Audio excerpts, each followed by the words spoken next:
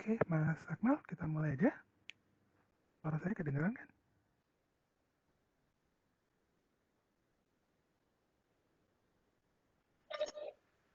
Terdengar, Pak. Oke, baik kita mulai Mhm. saja. Berarti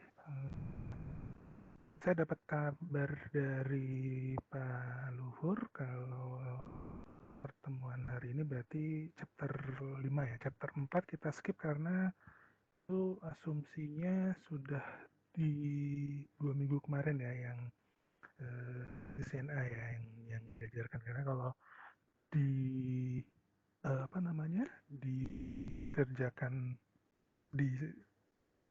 dipelajari satu harian ini mabok nih saya juga ngajarinnya 150 slide.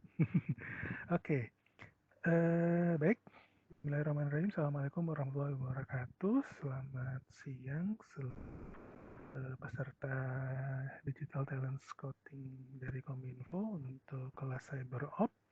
Hari ini saya diminta menyampaikan untuk chapter 5 network infrastructure, karena untuk chapter 4 kemarin diasumsikan itu sudah dipelajari di 2 minggu pertemuan pertama, karena itu bercerita tentang dasar-dasar dari networkingnya.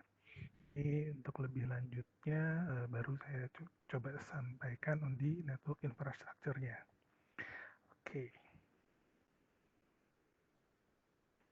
Di sini kita masih menyinggung juga sih sebenarnya dengan bagaimana network itu berkomunikasi, terus kemudian bagaimana network security-nya, sampai ke bagaimana representation dari sebuah network, bagaimana network atau topologinya itu bisa dilihat, dan mungkin bagaimana cara bekerjanya.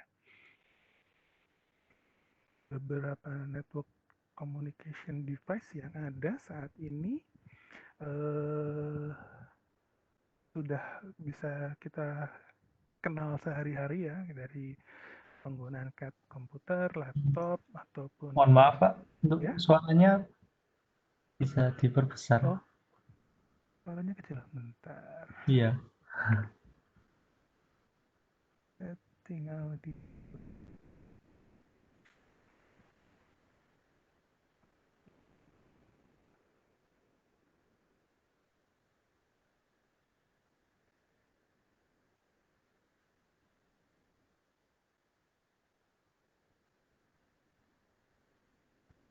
tes, tes, tes, tes. Masih kecil suaranya? Sudah mendingan sih, Pak. Bentar. Iya, settingannya udah maksimal kok suaranya mah.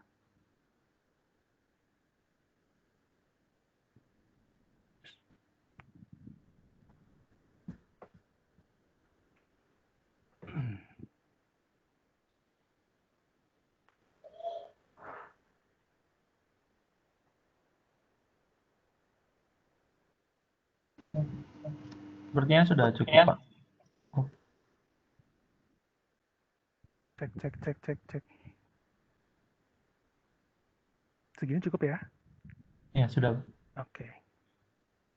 Oke, kita lanjutin. Jadi kita bicara end device, di mana end device ini berarti apa namanya, perangkat yang langsung terhubung, yang kita gunakan, yang langsung digunakan oleh user dari komputer, laptop, server, printer, smartphone, mobile ataupun mobile device lainnya, di mana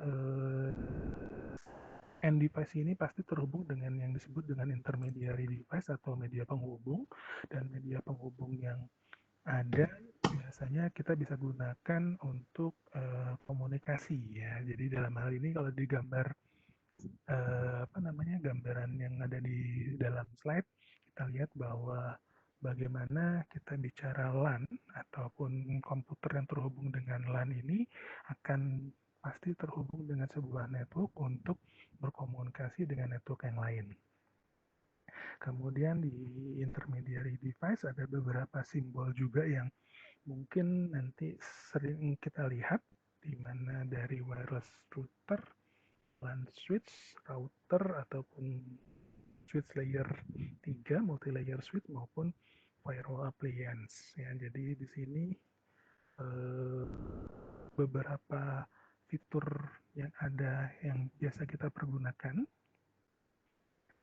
Dan lanjutkan, nah kita mungkin coba kupas beberapa. Yang utama di sini kita bicara router. Nah, router itu juga sebuah PC.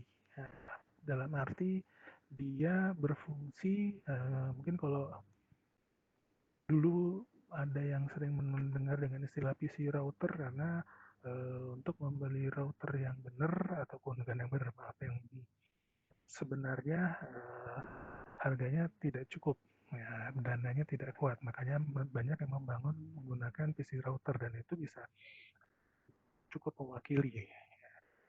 Tujuannya router di sini adalah untuk menentukan jalur dan melakukan forwarding dari sebuah paket, di mana router juga responsibel untuk bertanggung jawab untuk melakukan proses enkapsulasi maupun dikapsulasi sebuah paket. Di router di sini seperti tadi disampaikan menentukan jalur dari berdasarkan sebuah jalur terbaik atau jalur yang terpendek yang bisa digunakan untuk mengirim paket. Akan tetapi tidak hanya jalur terpendek saja yang nanti bisa dilakukan, tapi yang disebut jalur terbaik adalah jalurnya mungkin bisa lebih pendek atau jalurnya agak lebih panjang tapi dengan bandwidth yang bagus. Nah, jadi best path di sini tidak hanya jalur terpendek dan tidak hanya jalur tercepat, tapi juga bisa kita lihat hitungannya dari jalur mana yang menyajikan kualitas lebih bagus. Tinggal tergantung nanti topologi apakah yang digunakan, gitu kan. Jadi ada sebuah topologi yang hanya mencari jalur terpendeknya, ada yang topologi mencari jalur hanya terpendek, tapi juga melihat dari sisi kualitas jaringan itu sendiri. Jadi logikanya jalurnya mungkin pendek, hanya melewati satu atau dua router, tapi ternyata kemampuan network bandwidth-nya dia kecil, maka ini dianggap tidak bagus. Tapi begitu ada jalur yang agak sedikit panjang, tapi bandwidth-nya bagus. Nah, ini bisa bisa dihitung ya, bisa akan istilahnya dikalkulasi di sedemikian rupa sehingga akan jalur manakah yang paling baik. Kemudian di routing table di sini tujuannya untuk membuat sebuah koneksi. Penentuannya akan melalui lewat mana, baik itu yang disebut dengan directly connected ataupun remote ya. Jadi kalau misalkan sudah pernah mencoba menggunakan paket tracer, kita bikin sebuah topologi dua buah network terkonek dengan satu router, maka itu yang disebut dengan directly connected karena tidak diperlukan adanya routing topologi. Tapi begitu kita bikin sebuah koneksi dengan menggunakan dua buah router dan koneksinya sudah menggunakan wide area network, maka sangat diperlukan adanya sebuah routing topologi untuk menentukan jalur. Walaupun kita tahu jalurnya cuma ini doang, Pak, ngapain harus dibuat routing topologi ya? Karena memang seperti itu tujuannya. Kedepannya jika ada penambahan jalur, maka dia akan bisa menghitung jalur mana yang akan digunakan. Lanjut, router di sini disebutkan di sebuah fungsi di mana kita tahu router berjalan di layer 3 ya. Jadi kalau Anda menggunakan switch itu hanya di layer 2, kalau menggunakan router dia berjalan di layer 3, di mana dia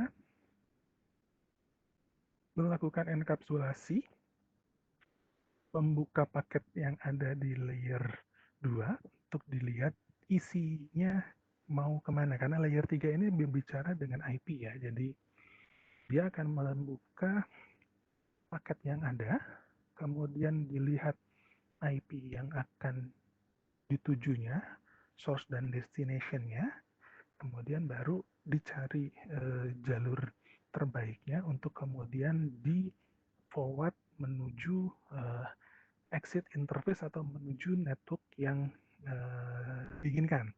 Jadi kalau gampangnya saya bisa bilang bahwa router ini seolah-olah dia berhak membuka paket yang datang, tapi hanya sampai dibuka paketnya, hanya dibuka paket layer 3-nya saja, di mana layer 3 berisikan source dan destination-nya.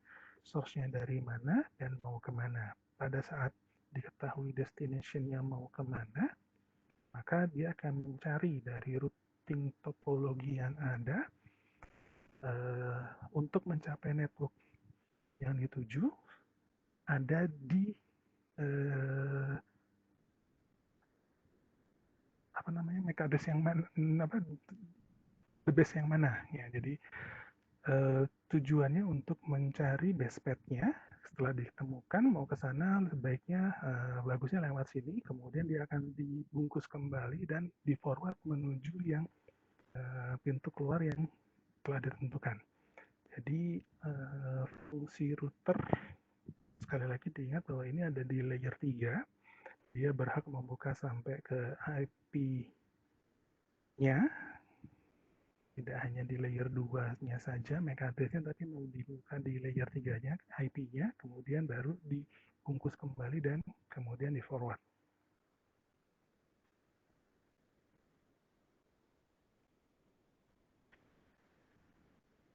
Nah, di sini mungkin agak sedikit lebih jelas ya. Jadi di sini informasinya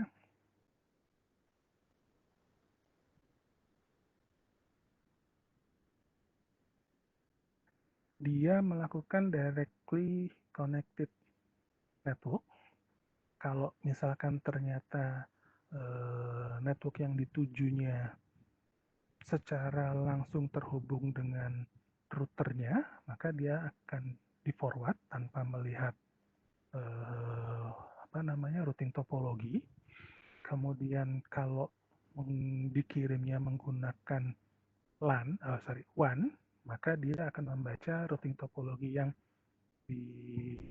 yang ada terlebih dahulu untuk mencari posisi base path-nya.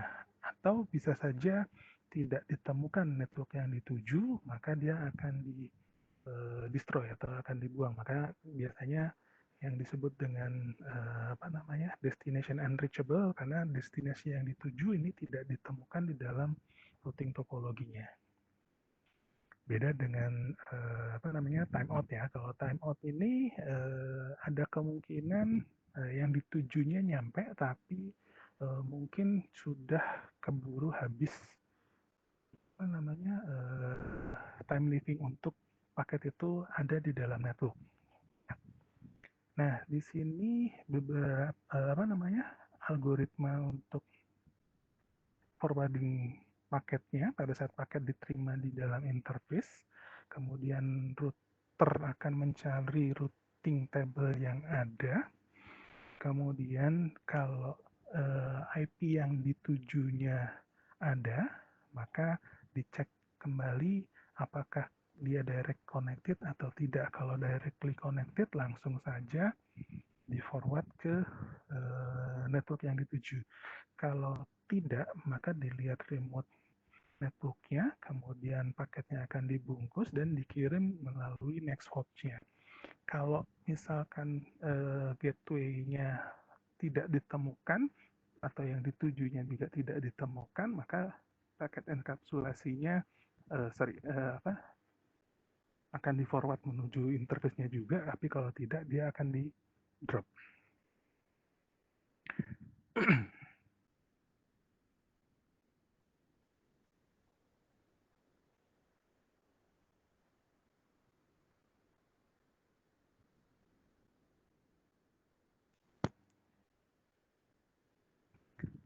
Demikian, ini informasi routingnya, di mana yang dilakukan untuk yang dilakukan oleh router adalah untuk menyimpan informasi dari connected routes-nya maupun remote route-nya.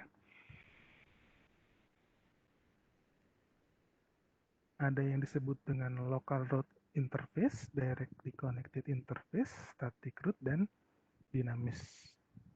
Ini ada beberapa cara yang destination yang dituju yang ada dalam routing table. Ya, contoh directly connected ini yang sebelah kiri ini.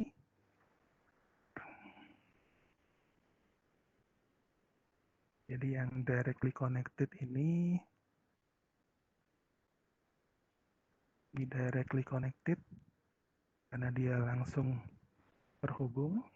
Sedangkan yang di sebelah kanan ini yang bisa disebut dengan apakah nanti dia menggunakan statis ataupun dinamis. Kemudian di sini network yang remote ini adalah remote dari network yang ada di sebelah kiri. Tetapi di posisi, kalau kita berada di posisi yang kanan, maka antara IP 10.1.1 dan 10.1.2 ini adalah yang disebut dengan directly connected-nya, kebalikan. Jadi kita melihatnya dari sisi routernya terlebih dahulu.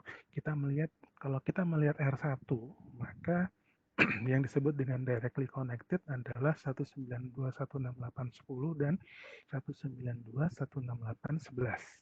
Sedangkan untuk apa namanya, net remote-nya ini adalah yang di sebelah kanan atau di posisi R2-nya, baik itu IP yang ada di R2-nya maupun network yang berada di belakang dari R2-nya. Tapi untuk R2-nya sendiri adalah network yang directly connected dengan R1.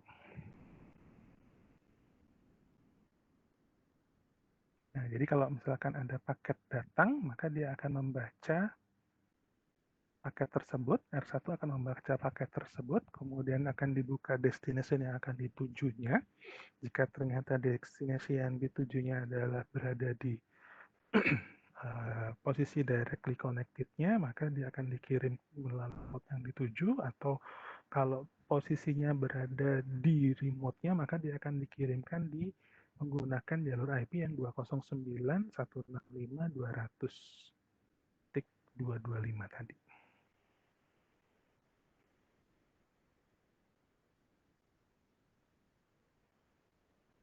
Oke, untuk videonya bisa dilihat di materi kata-katanya ya. Next kita bicara hub. Network device adalah hub, bridge, dan switch. Di mana mungkin untuk hub ini saat ini sudah sangat jarang digunakan karena kemampuannya sudah dibilang tidak bagus. Dia menyebabkan collision domain yang sangat tinggi karena dalam hal ini hub dan switch ini saat ini yang banyak digunakan adalah switch karena dia memiliki kemampuan untuk memperkecil collision domain. Sedangkan bridge ini adalah untuk interface yang digunakan untuk menghubungkan dua, apa ya istilahnya biar enak ya,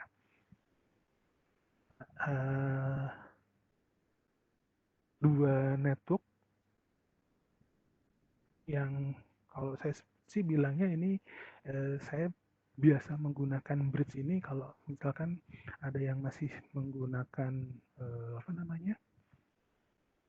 antena. Nah, ini biasanya kita menggunakan bridge ini untuk menghubungkan hub dari untuk satu network ya. Dalam hal ini collision domain-nya hanya terjadi di bridge-nya ini. Sedangkan kalau di switch di sini kita bicara disebut juga multi-port bridge, jadi mengkonekkan device dalam bentuk startable ya. Jadi banyaknya sekarang sudah menggunakan switch karena ya tadi kelebihannya dia lebih memperkecil collision domain.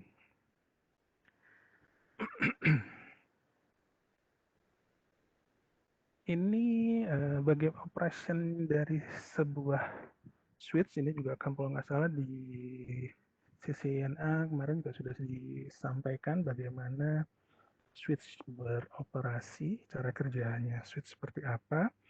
Karena switch base-nya adalah broadcast, ya. Jadi dia pada intinya jika terjadi sebuah pengiriman paket dari sebuah PC, maka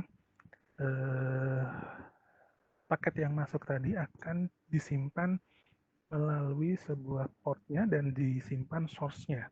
Source-nya dalam hal ini karena switch dia akan membaca adalah MAC address-nya karena dia switch bekerja di layer 2. Sehingga sebagai contoh di sini oke, ada ya. Jadi, misalkan si PC A mengirim sebuah paket untuk tujuan di PC D misalkan. Pada saat PC A mengirimkan sebuah paket, maka paket tersebut akan dibaca sampai ke layer 2-nya, akan dibaca MAC address-nya, source-nya siapa, dan akan dicatat bahwa di port 1 terdapat MAC address dengan nomor sekian. Dikarenakan yang dituju belum diketahui address-nya, maka dia akan melakukan broadcast ke seluruh port yang ada. Kemudian, karena misalkan paket yang dikirimkan adalah TCP, maka dia harus melakukan replay. Ya, jadi pada saat proses di broadcast tadi, di broadcast ke seluruh port yang ada, dengan asumsi harapannya nanti ada host yang akan melakukan replay dari paket yang dikirimkan. Nah, pada saat ada satu PC yang dituju, misalkan di sini PC yang D, PC yang D akan melakukan replay. Pada saat melakukan replay, PC yang D akan mengirimkan balik sebuah replay paket dan kemudian di port 4 akan disimpan MAC address-nya, source-nya siapa, dan selanjutnya karena replay yang dituju adalah port MAC address yang berada di port 1, maka komunikasi selanjutnya antara PC A dan PC D akan terjadi komunikasi tanpa harus melakukan broadcast kembali. Sehingga di dalam artian tidak lagi mengganggu atau tidak lagi mengirim broadcast ke port yang ada, port yang lainnya. Contoh di sini adalah port 2 dan port 3. Nah, sedangkan kalau tadi saya coba singgung yang hub, prosesnya akan selalu berulang seperti ini. Jadi karena dia tidak mencatat port MAC address yang ada di dalam atau yang masuk. Jadi yang ada dia selalu melakukan proses seperti yang ada di gambar ini. Jadi begitu pakai masuk akan di broadcast ke seluruh port yang ada. Kemudian pada saat PC yang dituju melakukan replay, dia akan melakukan hal yang sama sehingga port yang tidak digunakan atau tidak dituju sama sekali, maka dia akan selalu menerima proses broadcast. Oke, lanjut. Ini juga VLAN, kalau nggak salah ini juga sudah disampaikan di CCNA kemarin. Ya. Tujuannya adalah untuk, kalau saya sih bisa bilang untuk melakukan mempersempit kebutuhan perangkat ya, bisa dibilang seperti itu. Karena kalau misalkan seperti gambar di sini disebutkan kita berada di satu gedung, terus kemudian dalam satu gedung ini ternyata memiliki berbagai departemen dan biasanya kita akan bicara hak akses. Orang dalam satu departemen tidak boleh berkomunikasi ataupun berbagi data yang sifatnya krusial dengan orang di departemen lain. Jadi dalam hal ini kita bikin sebuah virtualan, kalau saya sih lebih lebih senang cerita bahwa ini tujuannya juga untuk memilah-milah posisi seseorang sesuai dengan bidangnya. Seperti dalam gambar disebutkan ada VLAN 2, VLAN 3, dan VLAN 4, di mana di VLAN 2 ini hanya dikhususkan untuk orang-orang yang ada di bagian IT, sedangkan di VLAN 3 adalah untuk orang-orang yang ada di bagian HRD, kemudian di VLAN 4 ini adalah orang-orang yang ada di bagian sales. Nah, tujuannya adalah untuk penggunaan media network device yang sama, akan tetapi sudah dibatasi tidak bisa saling berkomunikasi yang tidak sesuai dengan apa bukan jabatan bidangnya ya, bukan bidang ya, apa ya, bagiannya, sorry. Jadi di sini tujuannya untuk melakukan pembagian ya untuk VLAN. Gampangnya sih saya informasikan seperti itu.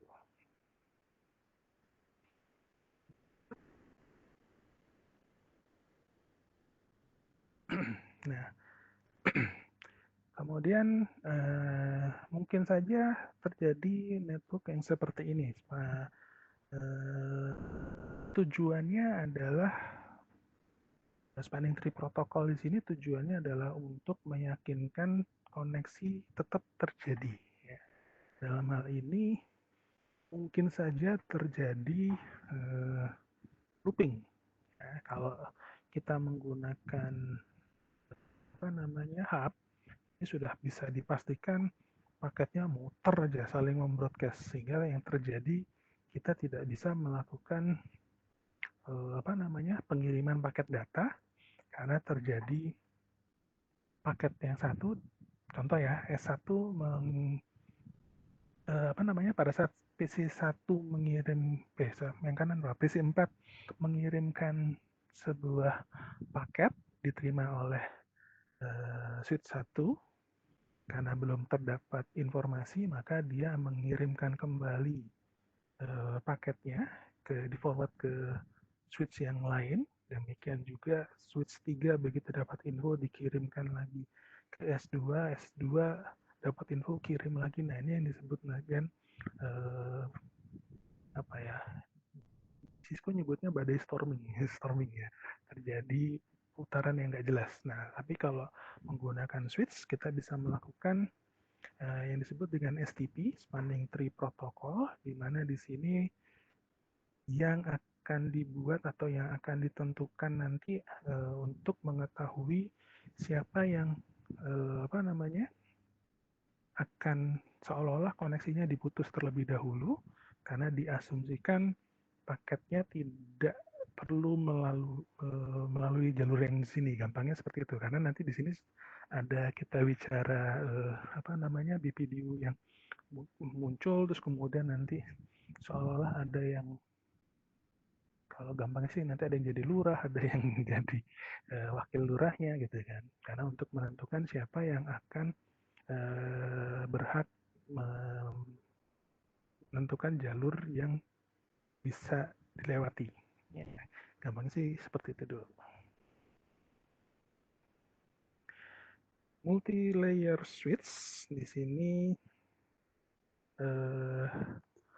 istilahnya hampir sama dengan router, ya, tapi ya dia bisa lakukan switching, khususnya untuk ke VLAN. Ya. Dari di sini multi-layer switch mensupport juga seperti halnya router, tapi dia lebih ke informasi di layer 3-nya juga dijalankan, tapi dia based on switch. Jadi masih memforward frame berdasarkan switch. Ya.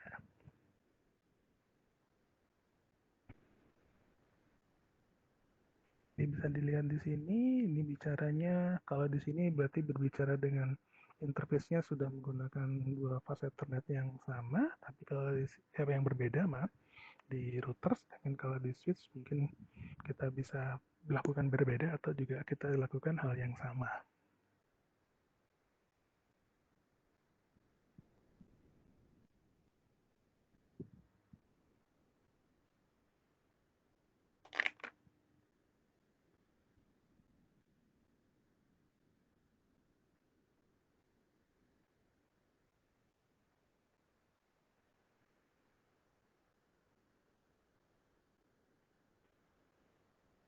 Oke, next kita bicara komunikasi berikutnya adalah wireless communication, di mana umumnya menggunakan wireless radio frekuensi radio, daripada menggunakan kabel, karena biasanya ada plus minusnya sih sebenarnya, karena media komunikasi saat ini orang lebih suka dengan yang nirkabel atau wireless atau tidak menggunakan kabel. Akan tetapi ada beberapa hal yang juga harus dipertimbangkan, karena pertama mungkin kalau dibilang kenyamanan ya dengan menggunakan wireless kita mudah aksesnya, tapi kalau device yang digunakannya mungkin juga harus kita perhatikan, karena kadang-kadang kita memerlukan koneksi atau kecepatan yang tinggi atau yang bagus.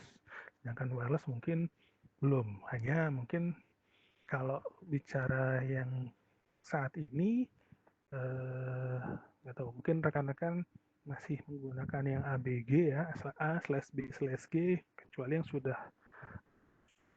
support menggunakan yang /N ya, ini akan lebih nyaman sekali menggunakan wireless karena kecepatannya akan beda. Jadi kalau misalkan menggunakan kabel PC, menggunakan kabel saat ini sudah banyak yang switch-nya akan PC-nya udah support sampai 1 gigabit per second-nya. Sedangkan kalau untuk wireless mungkin belum semua device-nya support untuk koneksi yang N yang sampai 300 sampai 1 gigabit per second. Jadi penggunaan wireless di sini masih bisa dibilang, kalau di Indonesia ya, kita bisa bilangnya Indonesia masih bilang faktor kenyamanan saja. Kemudian di sini juga diinformasikan tentang penggunaan ya. Kalau di sini ada karakteristik physical layer-nya menggunakan radio frekuensi, sedangkan kalau kabel ya pakai kabel. Kemudian ada yang kita sebut dengan standarisasi, ada standarisasi IEEE-nya adalah 802.11 untuk wireless LAN dan 802.3 untuk Ethernet LAN. Ini juga disebutkan media aksesnya dia bisa menghindari adanya collision, kemudian kalau menggunakan kabel collisionnya masih terjadi dan sebagainya. Sinyal interference, nah ini kalau menggunakan wireless pasti sinyal interference-nya, gangguan sinyalnya pasti ada, sedangkan kalau menggunakan kabel bisa dibilang bukan tidak ada, tetap ada juga, hanya mungkin faktornya agak sedikit tidak terlalu banyak ya. Kalau menggunakan wireless, contohnya biasanya kalau radio frekuensi tower to tower, saya nggak tahu penyakitnya kalau di Indonesia biasanya agak hujan dikit itu koneksi sinyalnya jadi nggak bagus. Sedangkan kalau pakai kabel, asumsinya kabelnya jangan dibarengkan dengan power listrik karena biasanya terjadi distorsi sehingga pengiriman paket datanya yang menggunakan kabel agak sedikit terganggu biasanya.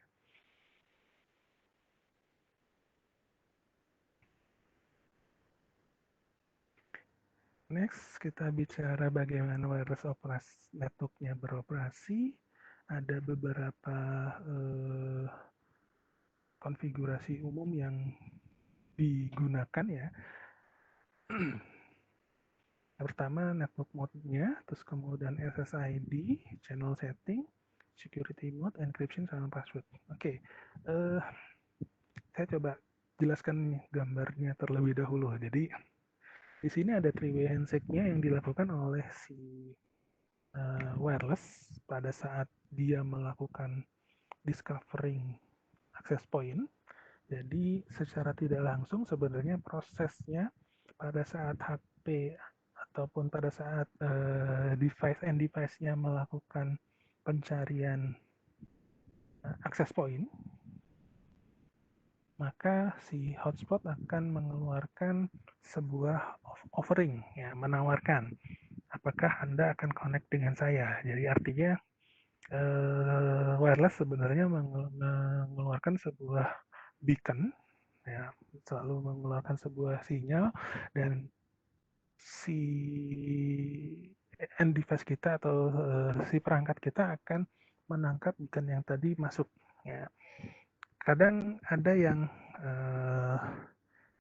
hotspotnya atau akses pointnya tidak di broadcast, tidak diaktifkan, sehingga untuk connect ke hotspot tersebut kita harus dilakukan secara manual. Jadi artinya proses yang terjadi discovering akses pointnya ini akan di skip atau bukan di skip, dilakukan secara manual. Baru kemudian akan dilakukan proses authenticate dan associate-nya. Pada saat proses authenticate ini adalah proses untuk, paling gampangnya adalah kalau misalkan akses poinnya ini menggunakan security, ada password dan sebagainya, ini akan dilakukan. Kemudian baru associate-nya adalah jika diizinkan atau jika di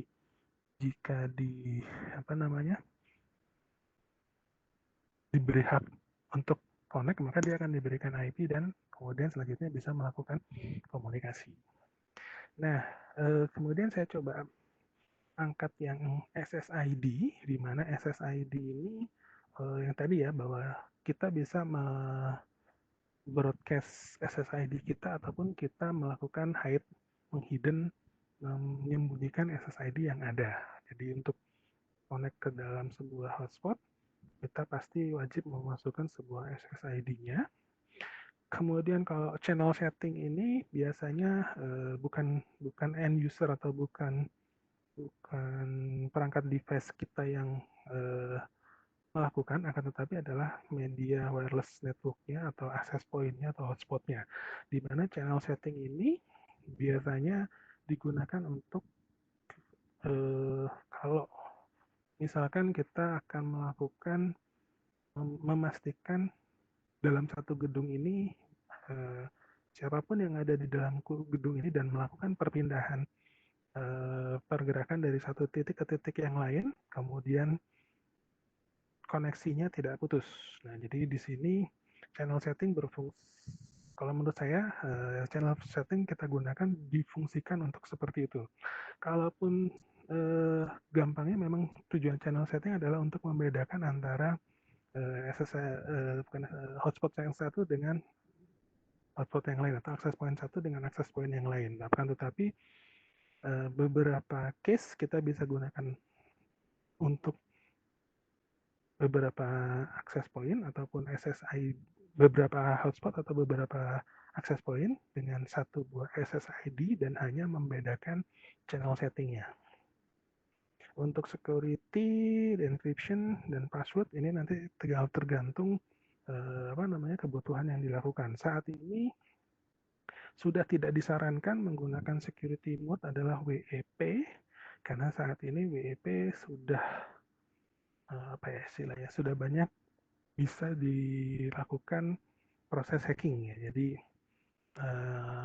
jika rekan-rekan memiliki sebuah hotspot, pastikan tidak menggunakan security mode-nya menggunakan WEP, tapi sudah menggunakan minimal WPA, bahkan WPA 2.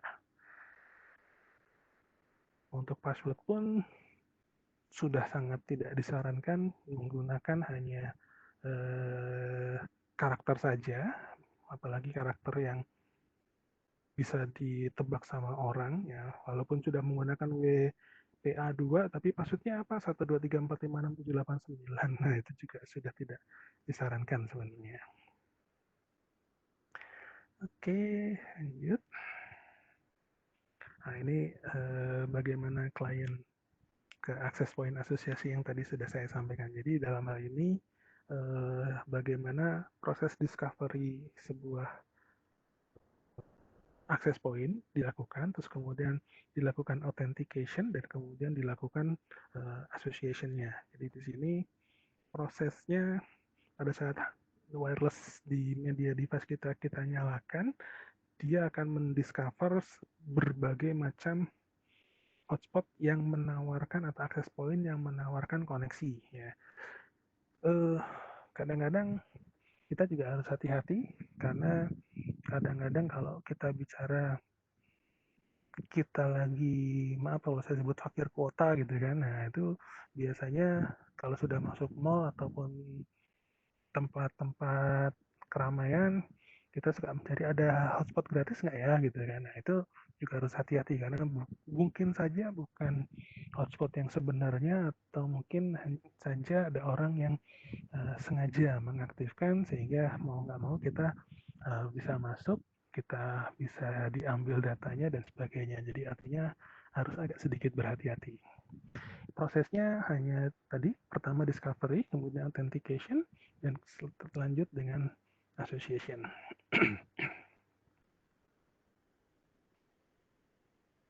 Nah, ini agak sedikit promo ya. Perbedaan artinya kita bicara berbagai macam wireless device yang ada, dari access point, wireless LAN controller, sampai ke lightweight access point, di mana di sini yang paling bawah sudah jarang nih. Tapi yang paling atas mungkin umum ya kita gunakan karena biasanya untuk network yang kecil saat ini umumnya kita sebut juga kadang-kadang disebut dengan wireless router. Bagaimana untuk mengintegrasikan sebuah wireless digabungkan dengan sebuah router.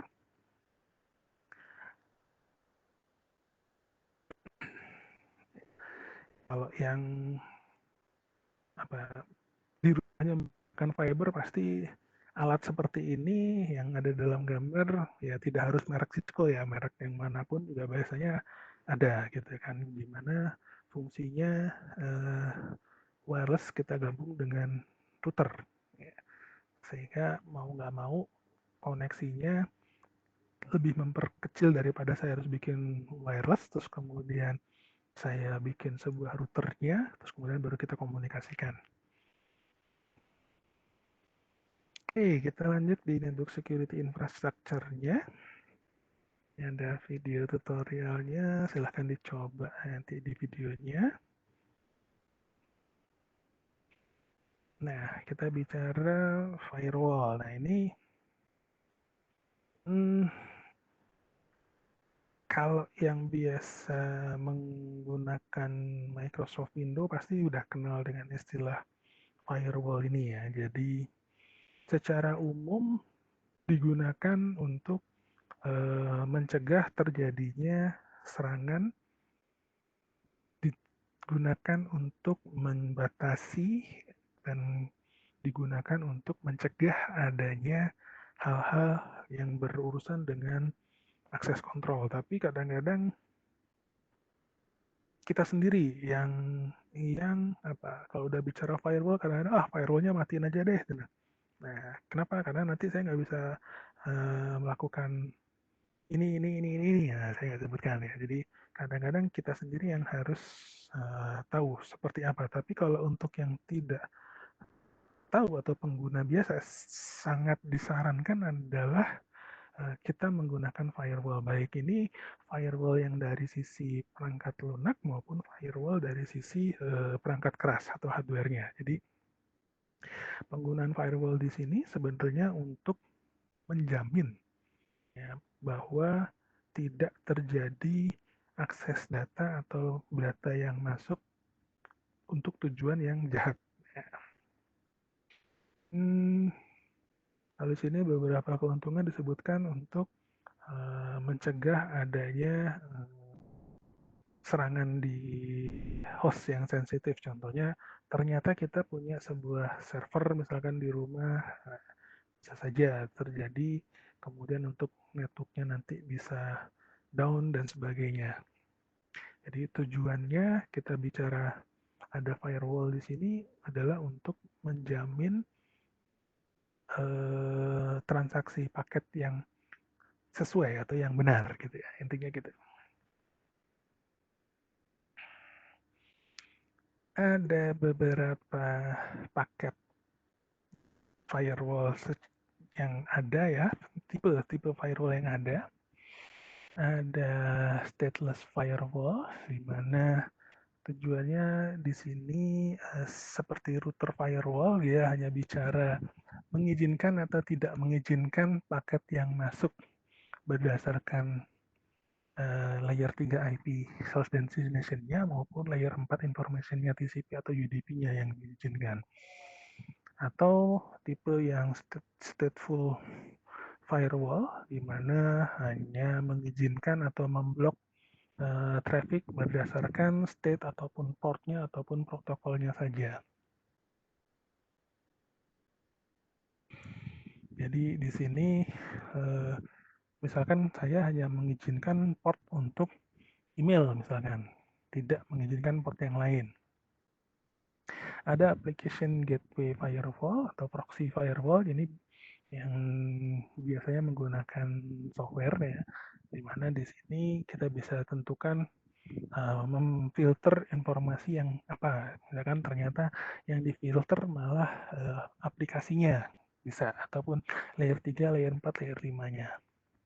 Ada host based server firewall, ini memang PC yang khusus digunakan untuk firewall. Ada transparent firewall, biasanya hanya untuk memfilter IP traffic-nya saja. Dan ada hybrid yang artinya kombinasi dari beberapa tipe firewall yang ada.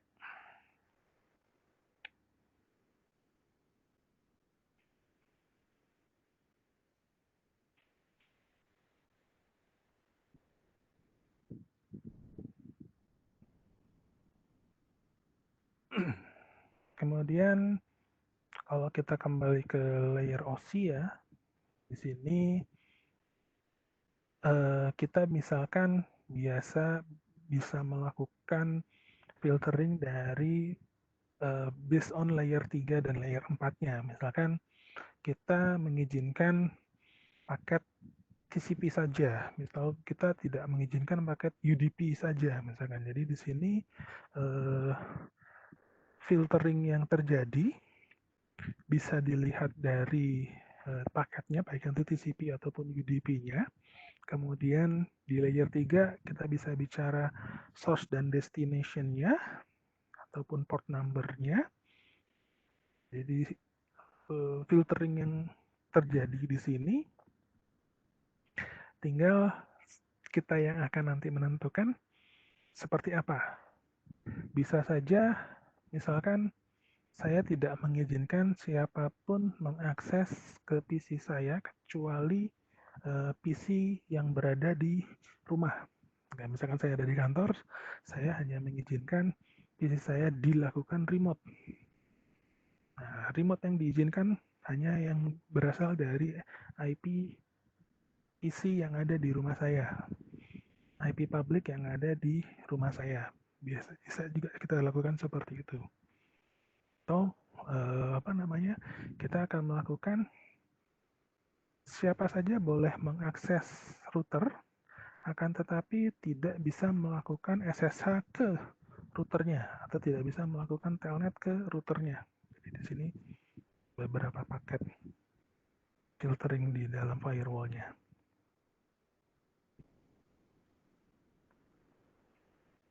Kalau stateful firewall biasanya ini yang agak sedikit lebih saklek ya. Biasanya di sini yang difilter juga dari, yang dianalisis juga dari layer 5-nya, di mana benar-benar kita bicara keterhubungannya antara satu PC dengan PC yang lain. Paket layer 5 ini sessionnya apakah masih ada atau tidak. Begitu tidak ada ya sudah langsung putus. Next generation firewall, nah ini saya nggak tahu nih, saya lama nggak ngoprek yang di Cisco nih, apakah di kita sudah masuk belum? Saya nggak tahu. Artinya dia secara standar ya, masih standarnya, terus kemudian dia juga bisa mencegah adanya intrusion IDS dan APS, di mana di sini bisa untuk mengimplementasi teknik security yang sudah lebih canggih saat ini. Ya, di mana di sini bisa saja kita bicara mungkin ada paket yang dalam tanda kutip menyerupai sebuah paket ping tapi dia sebenarnya nanti adalah sebuah trojan. Nah, contoh bisa kita aplikasikan bentuknya seperti itu, sehingga paket-paket yang sekiranya sebuah paket yang akan masuk akan lebih dijaga oleh device ini ya. Nah, ini yang tadi saya sampaikan ada IDS, IPS, intrusion detection, intrusion prevention, dan intrusion detection. Tujuannya untuk mencegah terjadinya sebuah kemungkinan terjadi sebuah serangan berdasarkan sebuah pendeteksian. Misalkan saya asumsikan akan terjadi serangan denial DDoS ya, denial of services, di mana jika paket yang masuk ternyata dideteksi sudah agak melebihi dari yang yang umum, yang di paket yang di request ataupun paket yang masuk melebihi dari yang umumnya dan hanya berasal dari satu source saja, ini adalah kemungkinan terjadinya sebuah serangan DDoS. Nah, sehingga akan dideteksi dan akan diprevensi aksi berikutnya.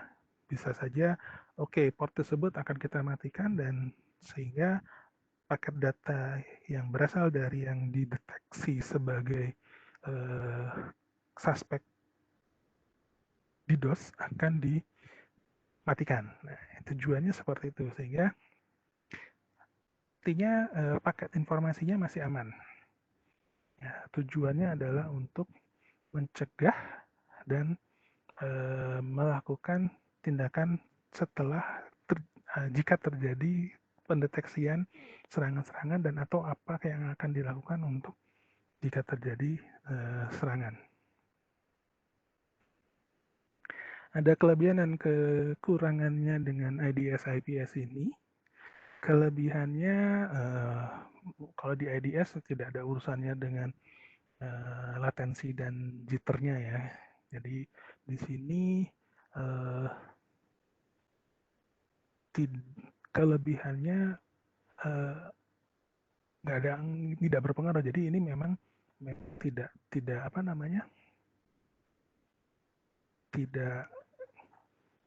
ya kelebihan, dibilang ya kelebihannya gitu kan.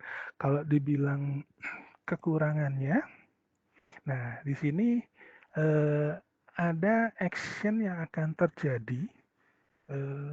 Misal kita melakukan pengiriman paket yang mungkin agak cukup besar dan ini akan dianggap sebagai sebuah paket yang memungkinkan terjadinya atau men-trigger terjadinya penutupan paket. Nah, ini yang salah satu kekurangannya disebutkan response action cannot stop trigger paket. Jadi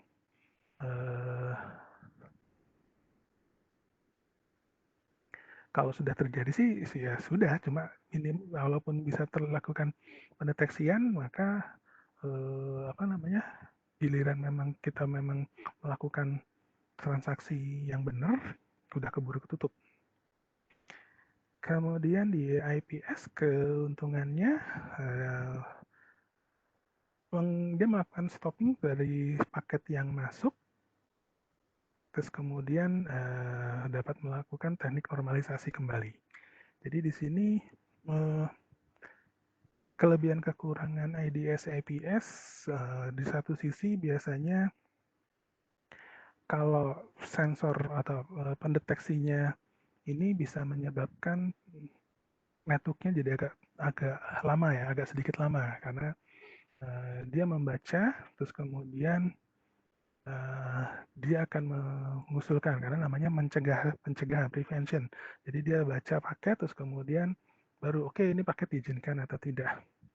Jadi ada plus minusnya. Misalkan kayak sekarang lagi masa COVID, nah kemana-mana kita dicek suhu badan. Jadi kalau misalkan baru keluar rumah menuju kantor, kayak contohnya misalkan di Jakarta, rumahnya mungkin di daerah Bekasi, di jalan tol sudah dicek suhu badan, sampai di kantor dicek suhu badan lagi, itu kan jadi sampai dicek 2 kali. Tapi ya demi keselamatan, demi kenyamanan ya harus dilakukan.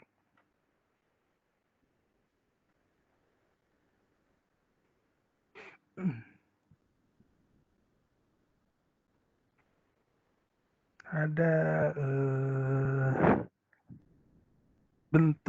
beberapa bentuk IPS, ada yang host base, ada yang network base.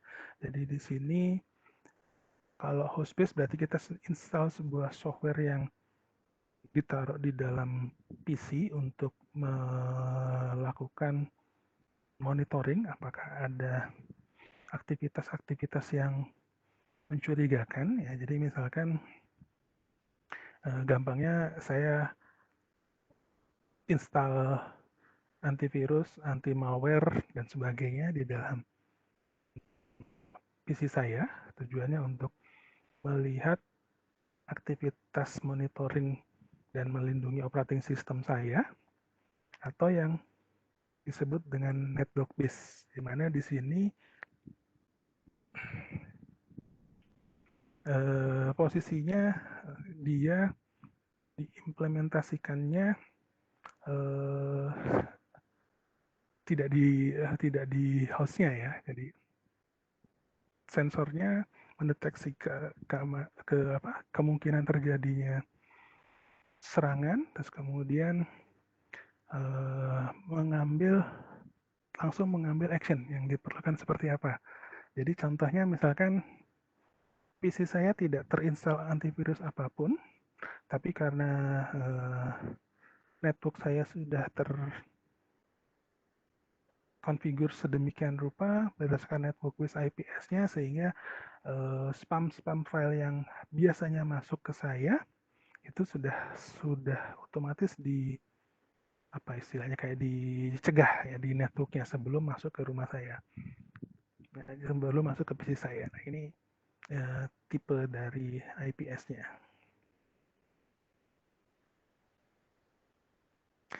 Ada beberapa perangkat security yang sudah ada dari AMP, CWS, WSA sampai ESA.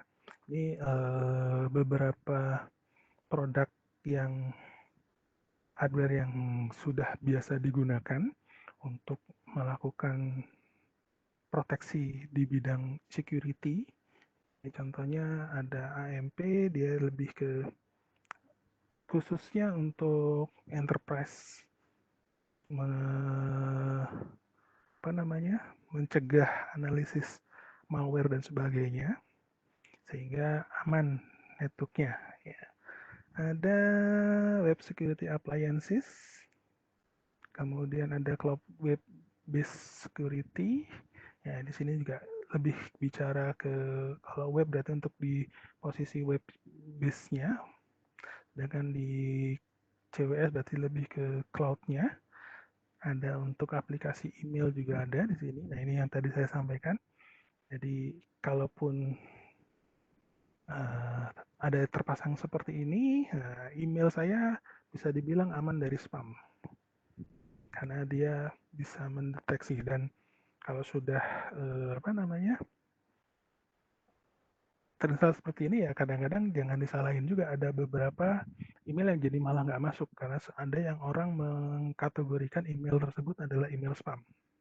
Tapi selama ada yang melakukan monitoring ya bisa dikembalikan.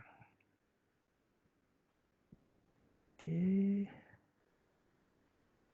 Next, bicara security adalah menggunakan access list ya, ACL, access control list, di mana di sini fungsinya juga sama, namanya security itu berarti membuat kita tidak nyaman karena kita akan melakukan membagi, mencegah, mengatur siapa yang boleh mengakses dan siapa yang tidak boleh mengakses. Dalam hal ini, access list di sini adalah semacam rule base yang ada di dalam router yang kita bisa set aturannya. Kemarin kalau nggak salah juga di Sesena juga sudah disampaikan. Jadi tinggal nanti apakah yang diizinkan atau tidak diizinkan berdasarkan IP ataupun yang lebih expert adalah berdasarkan port ataupun berdasarkan aplikasinya atau berdasarkan protokolnya. Jadi tinggal tergantung penggunaan access list yang kita inginkan. Kalau yang standar access list berarti kita bicara hanya membatasi source dan destination-nya IP, based on IP saja, tapi kalau sudah extended access list kita bisa melakukan pembatasan akses tidak hanya berdasarkan IP, tapi juga lebih spesifik bisa berdasarkan portnya. Penggunaan access list ini umumnya yang paling banyak dilakukan karena agak sedikit lebih mudah dan tidak memakan biaya cukup banyak seperti halnya tadi kalau kita misalkan memasang appliance yang tadi ya, yang ESA dan sebagainya, yang yang tadi. Karena di sini hanya memberikan sebuah rule di dalam router, di mana rule router yang akan kita tentukan ini yang agak sedikit tricky karena jangan sampai salah meletakkan rule. Karena biasanya penulisan rule-nya ini juga harus something special ya untuk nulisnya ya, tidak bisa asal nulis karena komputer asumsinya dia membaca yang awal bukan membaca yang spesifik. Oke, jadi untuk kontrol traffic menggunakan access list biasanya kita bisa lakukan di dalam router langsung kita configure menggunakan baik itu yang standar access list maupun extended access list. Yang standar misalkan hanya menggunakan source destination IP-nya, tapi kalau misalkan kita bicara extended, kita bisa bicara menggunakan pembatasannya menggunakan port ataupun menggunakan application ataupun yang lainnya. Nah, di sini sudah saya jelaskan tadi ya. Jadi di sini saya ulang kembali penggunaan standar access list hanya bicara IP-nya saja. Sedangkan penggunaan extended kita bisa menggunakan yang lebih. Ya. Oh, ini ada demonya ya.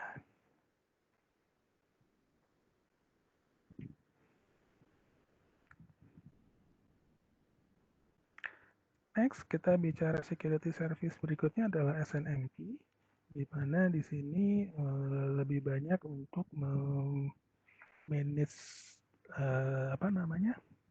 source-nya ya. Jadi tujuannya adalah untuk manajemen software, di mana di sini berfungsi untuk semacam monitoring aktivitas. Kita punya MIB di sini, Management Information Base-nya. Kemudian ada agent yang beroperasi secara komunikasi di device yang lain. Tujuannya hanya untuk memanage end device seperti server, workstation, router, dan sebagainya.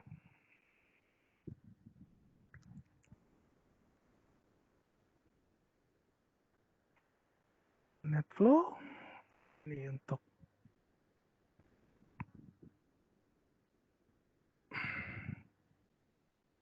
monitoring traffic yang ada, bagaimana networknya, bagaimana trafficnya, bagaimana IP apa saja yang ada di yang sedang melewat atau sedang berinteraksi.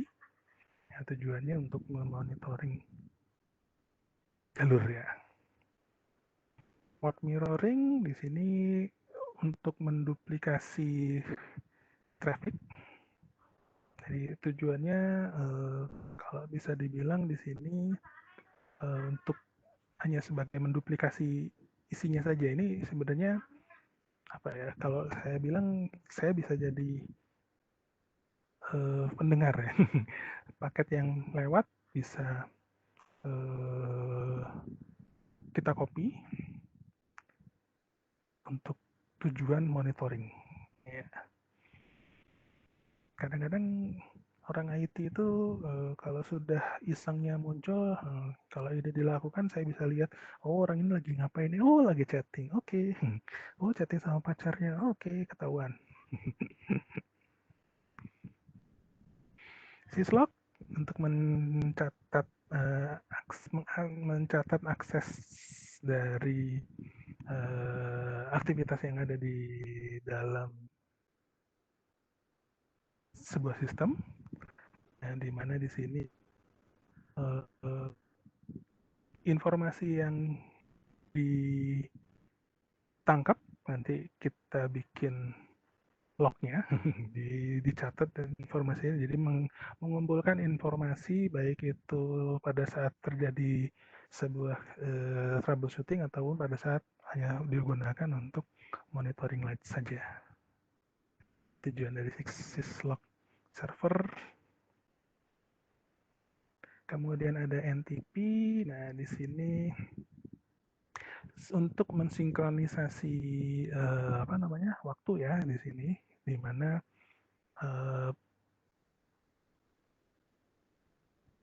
posisinya kita bisa lakukan sinkronisasinya berdasarkan levelnya atau stratanya. Di sini disebut dengan Strattum 0, ini benar-benar presisinya yang akan dilihat tanpa delay dan sebagainya. Kemudian untuk yang Strattum 1-nya mungkin untuk bicara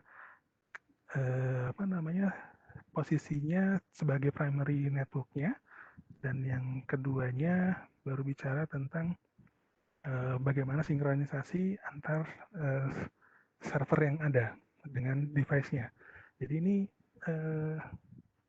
untuk mensinkronisasi waktu. Karena misalkan saya punya server yang satu saya letakkan di Jakarta, yang satu saya letakkan di Bali, dan yang satu saya letakkan juga di Papua misalkan. Jadi di sini bagaimana kita melakukan sinkronisasinya, karena waktunya mungkin berbeda ya, tapi tetap hanya pembeda WIB, WIT, WITA-nya aja yang terjadi.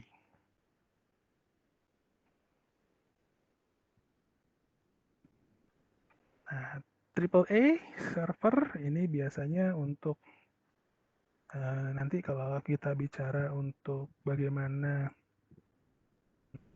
security di dalam sebuah login sebuah autentifikasi ya, di mana ada takak dan ada radius. Kalau yang sering mendengar radius, mungkin kita udah bicara radius server. Ini juga ada takak plus, ini juga sama penggunaannya, hanya mungkin kalau radius lebih umum, tapi kalau takak ini hanya untuk yang ada di mostly Cisco product. Kalau radius dia menggunakan protokolnya UDP, kalau takak dia menggunakan TCP. Dan bagaimana autentifikasinya terjadi? Kalau kemarin atau mungkin sudah didemokan juga bagaimana membuat sebuah login menggunakan SSH, di mana kita perlu user dan kita tentukan password dan kita tentukan hak akses. Nah, kalau menggunakan radius ataupun takak di sini, setting usernya tidak dilakukan di dalam router, tapi seolah-olah kita bikin sebuah server AAA server sendiri, sehingga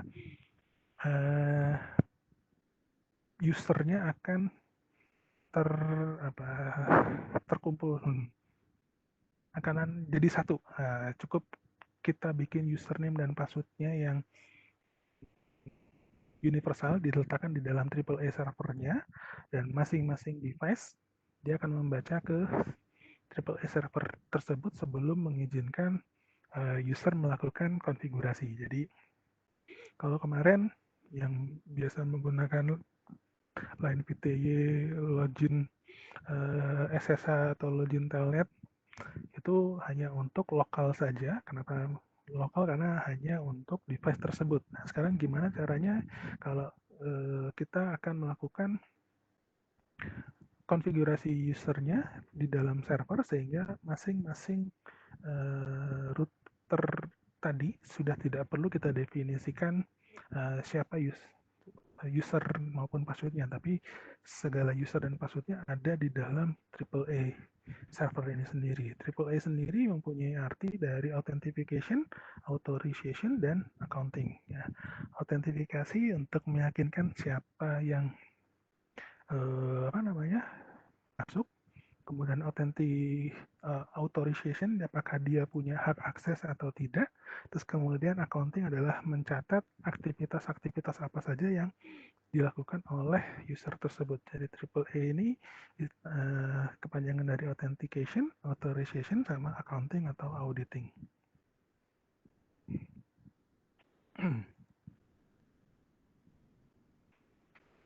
Nah, ini sempat ramai kemarin, VPN. Ramai gara-gara WA sama kementerian diblokir. Bahkan ibu-ibu pun jadi tahu penggunaan VPN buat apa, tapi mudah-mudahan tidak disalahgunakan sama yang ngajarin untuk VPN itu hanya untuk membuka situs-situs yang berbau X3. Jadi di sini virtual private network ini kita akan membuat sebuah tunnel sendiri, sebuah jalur tersendiri yang ada di dalam sebuah public network. Jadi kalau misalkan rekan-rekan di rumah sudah terhubung dengan fiber, terus kemudian kantor juga terhubung juga dengan fiber, dengan ISP, artinya kita bisa melakukan aktivitas kita bekerja di kantor, tapi sebenarnya bekerja dari rumah, mengakses fitur komputer kita yang ada di kantor, kita bisa menggunakan fitur VPN ini untuk menjamin, untuk meyakinkan bahwa komunikasi yang kita buat tidak diintip atau tidak didengar oleh orang lain. Jadi dengan penggunaan fitur VPN ini, seolah saya, walaupun saya ada di rumah, saya dapat IP yang ada di dalam kantor saya, sehingga seolah-olah saya seperti halnya sedang bekerja di posisi kantor. Nah, sehingga ini yang terjadi. Nah, kemarin yang sempat heboh, jadi semua tahu penggunaan VPN buat apa, itu karena diblokir, akhirnya menggunakan VPN, tapi VPN-nya juga masih yang bukan dalam tanda kutip secure ya. Jadi artinya kita tidak tahu apakah VPN yang digunakan itu benar tidak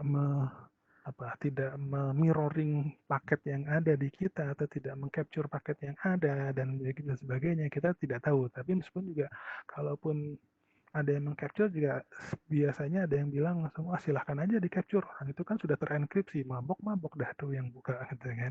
Jadi ada beberapa hal ya, tapi artinya yang jelas kalau kita bicara VPN di sini, ini adalah teknologi untuk melakukan privatisasi jalur di atas jalur network yang digunakan secara umum atau secara publik.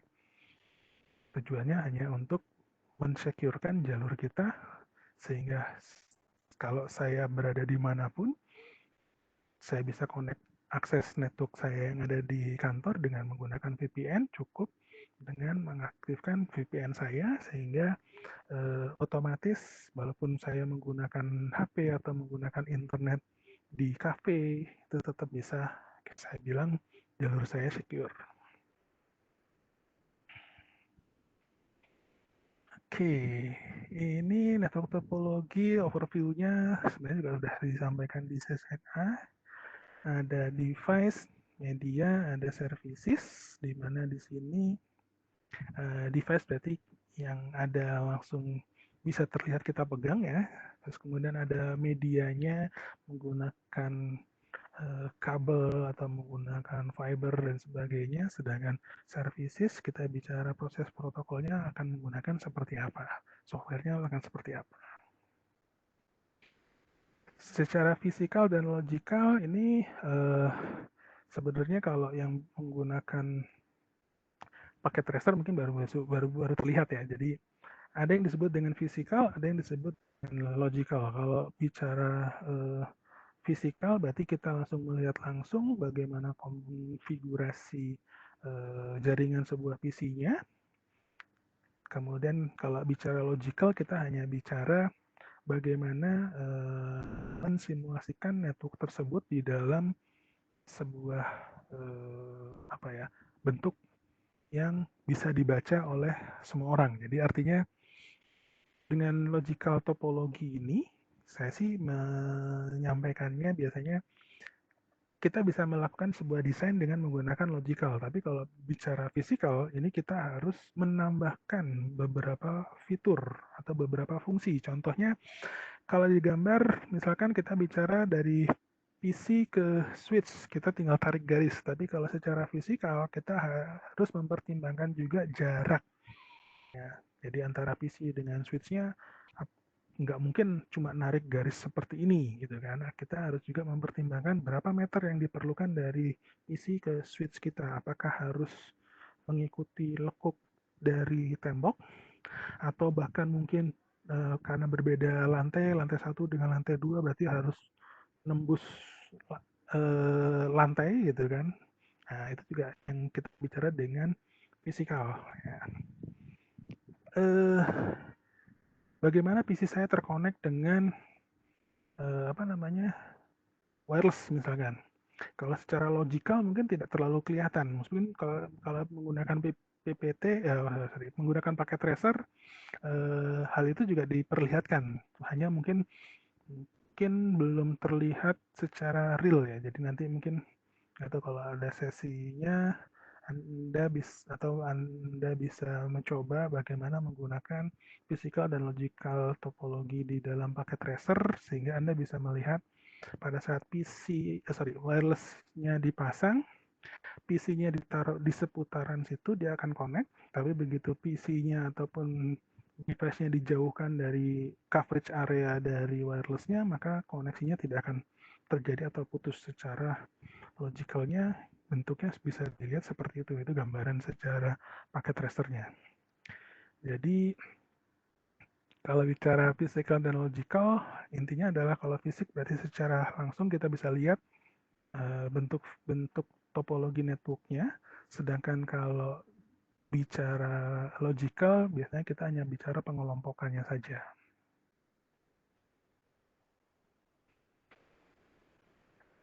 Network topologi berikutnya ada one topologi, ada point to point, ada hub and spoke, ada mesh. Ya. Ini point to point topologi biasanya peer to peer nih. Misalkan saya bicara tower to tower gitu ya. Kemudian ada star hub and spoke topologi. Ya, ini star topologi di mana kita akan melakukan masing-masing koneksi, kemudian kita turunkan, baik itu star topologi ataupun nanti ke depannya ada yang extend star topologi, ya. Jadi udah start di star lagi gitu ya. Kemudian ada yang disebut dengan mesh topologi, di mana mesh topologi ini bisa dibilang kalau saya sih powerful di case-case tertentu ya. Jadi misalkan ini ada beberapa mahasiswa saya yang mengambil topik tentang mesh topologi ini, tapi urusannya karena terlibat dengan kebencanaan. Nah, ini tujuannya dia semakin banyak titik mesh-nya ini, harapannya adalah komunikasinya bisa terjadi. Ya ini oke lah kalau udah seperti itu, tapi kalau yang beneran mungkin mabok juga nih, udah mesh topologinya. Oke, ada lanjut tadi ada star, extended star, bus, dan ring. Ini topologi-topologi yang ada, di mana di sini kita ketahui bahwa topologi ini umum digunakan, meskipun untuk yang bus mungkin sampai saat ini sudah agak jarang ya. Terus kemudian kalau untuk yang ring ini biasanya untuk yang FDDI atau fiber. Kemudian ada three layer network design ini umum untuk bentuk network design yang ada saat ini, dari core layer, distribution layer, sampai ke access layer. Standarnya ini yang biasanya ada di dalam perusahaan atau di kampus-kampus umumnya melakukan hal seperti ini. Jadi kalau bicara core layer berarti dia mengkombinasikan untuk melakukan distribusi antar layernya. Terus kemudian di distribusi layer dia mensupport bagaimana komunikasi service-nya, communication, lebih ke connectivity-nya, maaf. Kemudian di layer access berarti urusannya dengan end user-nya. Ada yang disebut dengan collapse core, di mana core dan distribution layer digabung dalam satu layer. Tujuannya hanya untuk memperkecil cost dan memperkecil kompleksitas. Jadi di sini apa namanya, 3 layer network ini adalah yang umum di saat ini masih digunakan di kita. Ya.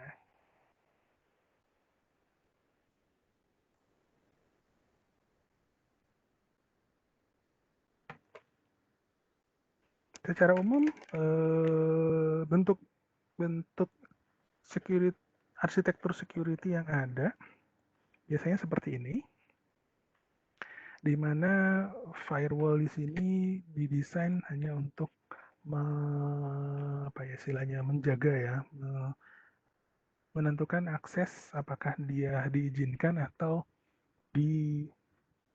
tidak diizinkan traffic yang masuknya, sehingga biasanya kalau udah seperti ini biasanya network yang ada di kita bisa dibilang kita bisa keluar, tapi orang luar tidak bisa masuk ke kita kecuali diberikan hak akses. Jadi dalam hal ini traffic yang berasal dari private network itu diizinkan untuk keluar, tapi juga masih tetap akan apa istilahnya, diinspek ya, dicek terlebih dahulu, karena ada beberapa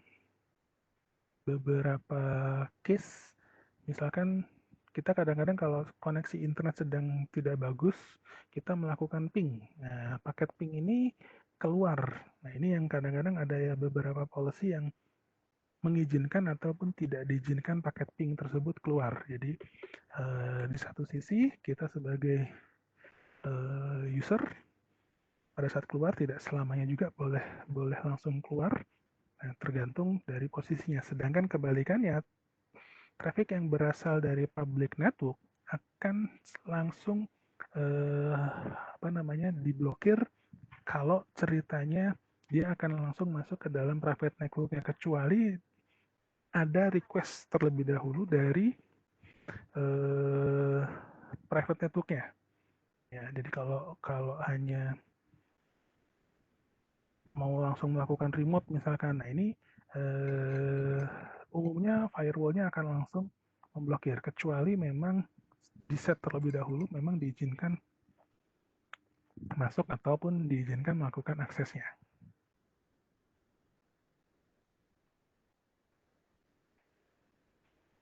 Nah, ada yang disebut dengan DMZ atau di military zone. Di sini di military zone ini umumnya kalau misalkan kita punya atau kita memiliki sebuah router ataupun sebuah server yang akan bisa diakses oleh orang luar. Nah, jadi dari sini kalau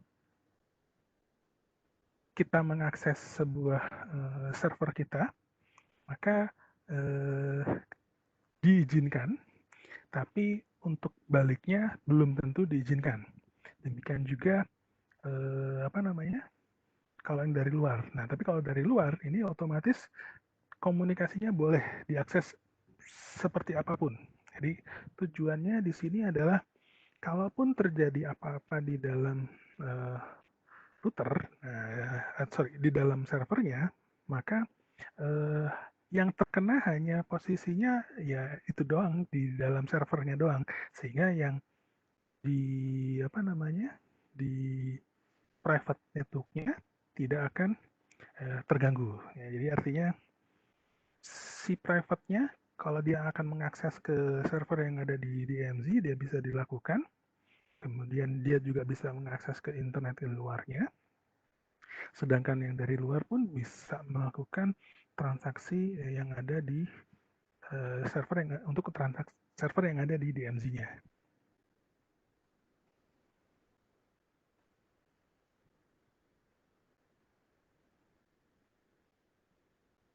Ada ZPF, di sini Zone Based Policy Firewall.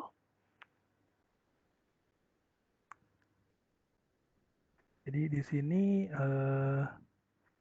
konsep zona untuk mengaksesnya bisa dibuat tetap sama dengan DMZ tadi, tapi di sini kita bisa membuat sebuah grup yang mempunyai fungsi atau fitur yang sama.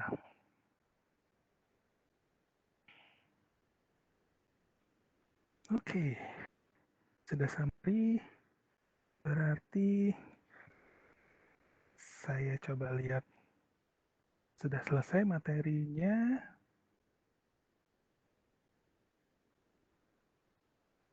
Bagaimana Mas Akmal? Ada pertanyaan? Masih ada lumayan sih Pak yang belum terjawab. Oh ya, baik. Coba.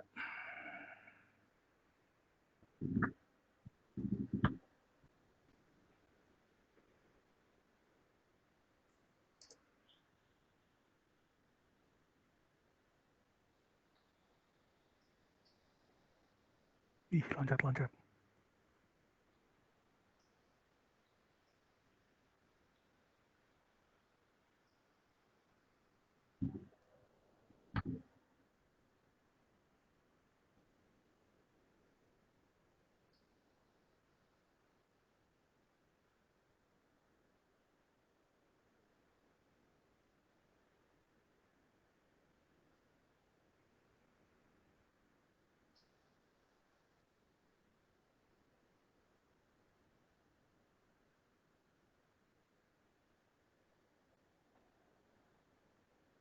Ada yang menanyakan penggunaan router hanya terbatas pada jaringan tertentu, hanya menggunakan TCP/IP.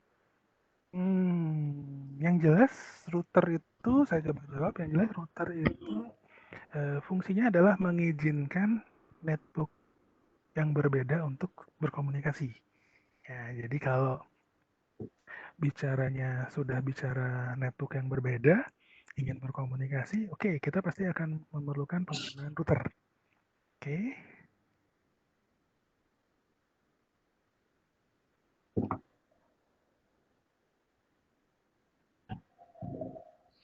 Kayaknya udah jawab semua nih sama Mas Akmal.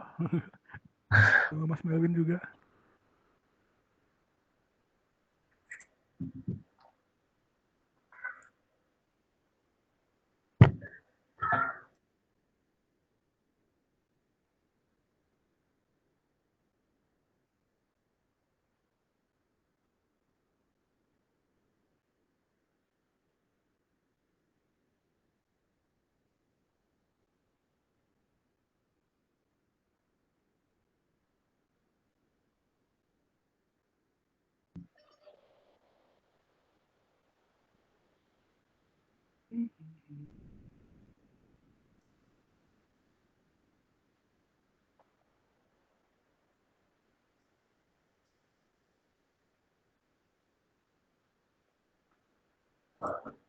Disebut ini ya, dan nomor urut pada TCP segmen biasanya tidak berurutan. Maksudnya bagaimana nomor urut tapi tidak berurutan. Dia penomoran. Jadi kita ngomong segmentasi artinya kita memotong sebuah data dimasukkan dalam paket TCP dan kemudian diberi nomor segmen, dan nomor segmen tersebut itu yang akan nanti pada saat sampai tujuannya akan diurutkan kembali. Jadi nomor urut tidak berurutan itu maksudnya pada saat paket datanya sampai tujuan, kalau misalkan tidak terurut, maka dia akan menunggu sampai seluruh datanya terurut kembali dan kemudian disampilkan. Makanya untuk transport yang menggunakan TCP, kita akan melakukan sorting segmentasinya. Sedangkan kalau transportasinya menggunakan UDP, tidak akan mengabaikan urutannya. Jadi apapun yang masuk itu yang akan ditampilkan. Jadi kalau dibilang nomor urut ya intinya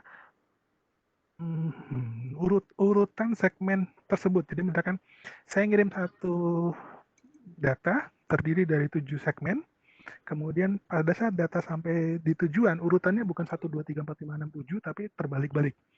Sampai tujuannya dia akan mengurutkan kembali data tersebut. Sedangkan kalau menggunakan UDP, data yang masuk akan otomatis langsung diterima, tidak lagi ada proses pengurutan. Kalau di TCP kita sebutnya segmentasi, kalau di segmen, kalau di UDP nanti kita sebutnya adalah datagram.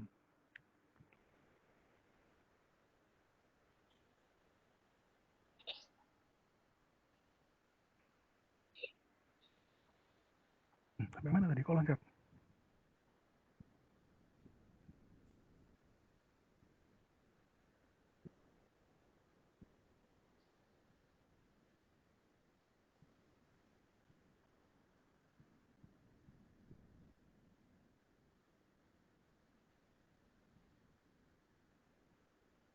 Penentuan host device dan remote device maksudnya yang mana ya ini?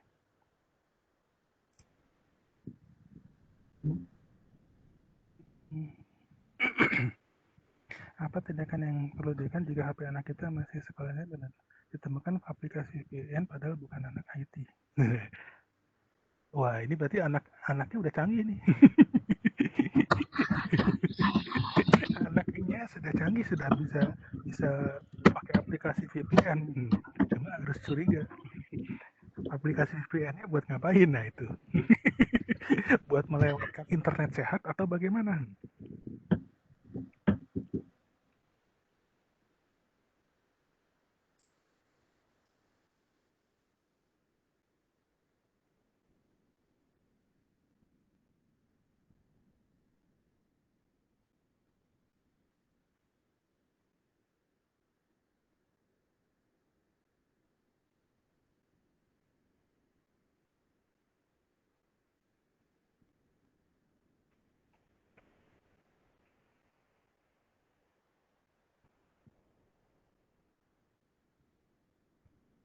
Oke, mungkin saya nggak bisa lama mas, karena bentar lagi ada jadwal dengan Prof.